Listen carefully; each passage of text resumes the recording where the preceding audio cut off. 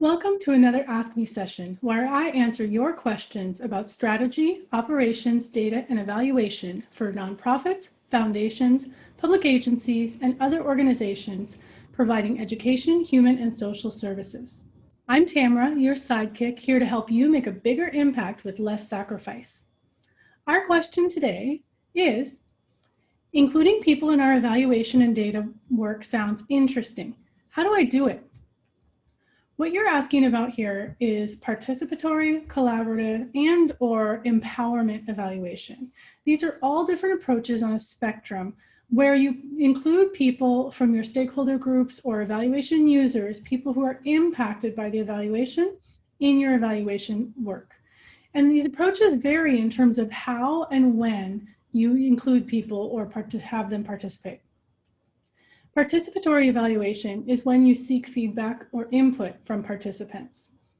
And this is at one stage, maybe you have them support one piece of the evaluation development or implementation, but not as deeply as you would with collaborative evaluation. Collaborative evaluation means that you actually are partnering with the people who are your evaluation users or stakeholders. They are evaluation team members. They're along the process with you to co-develop and co-implement the entire evaluation process or a substantial portion of it. Empowerment evaluation goes even further to say that the evaluator is really just a facilitator, and they are helping the people who are stakeholders and those who are impacted by the evaluation to do the evaluation themselves. So the evaluator is not the expert who comes in to do things, but is the expert who comes in to facilitate and provide tools to those who are doing the things.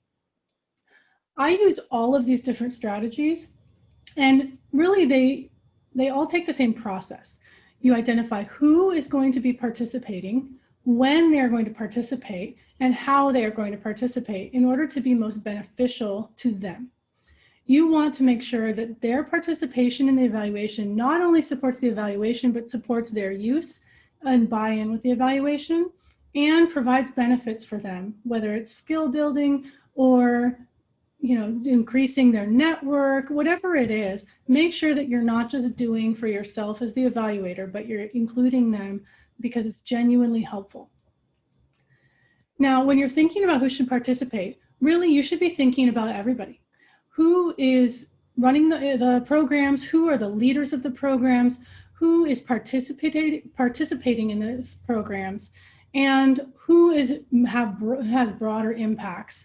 So extended community members, policymakers, other people who maybe don't directly interface with the staff or the program itself, but still there's the ripple effects, or they're members of the same community as those who are either working in or participating in the program.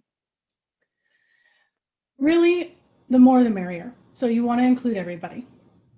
Now, when you include people, very often they do not have previous evaluation experience, and so you want to have intentional steps so that they receive training on things that they don't already know about or have experience with, but also that you're bringing them into a structure where they are able to clearly support and engage in processes and not really having to flounder or go into really abstract things. When something is new, it can be very difficult. And so you want, as the evaluator, to break it down and lead people through a very specific process so that they feel confident and they feel like they're genuinely helpful. Now, some techniques that I use, really the two that I use the most, are retreats and meetings. I really like to gather people in spaces, whether it's in person or virtual, and have them work through things together. This way, I can provide technical assistance, I can guide them through the thinking process, I can focus them on the right things, but they also can work together and gain from each other's insights and experience and share their own genius with each other. I like to use stickers and papers on the wall and cards to sort. There's actually a great technique called storyboarding, where you actually have them write a storyboard before somebody enters the program, during the program implementation when they're participating, and after, in order to then you actually are gathering a baseline data of what the before looks like, the program or process implementation data for during, and outcome evaluation for after. I use data collection workshops where we identify, select, and create data collection tools together so that everybody who's involved with implementing the program and participating in the program gets to have a say as to, yes, this is realistic, or no, this is not realistic, or it just isn't helpful. So there are so many more details that you can go into. I highly recommend diving into each individual specific technique that you can find and going deep and seeing which ones you really resonate with and which you like. So go ahead, go out there, have fun and experiment, and definitely share back what you do. That's it for today. I will see you next Monday, as I do every Monday. Submit your questions using the link in the description of this video. If you liked this video, make sure to hit like and share it with your friends and colleagues. Don't forget to subscribe to catch this video and all our other videos in the future. See you next time. Thank you for all that you do.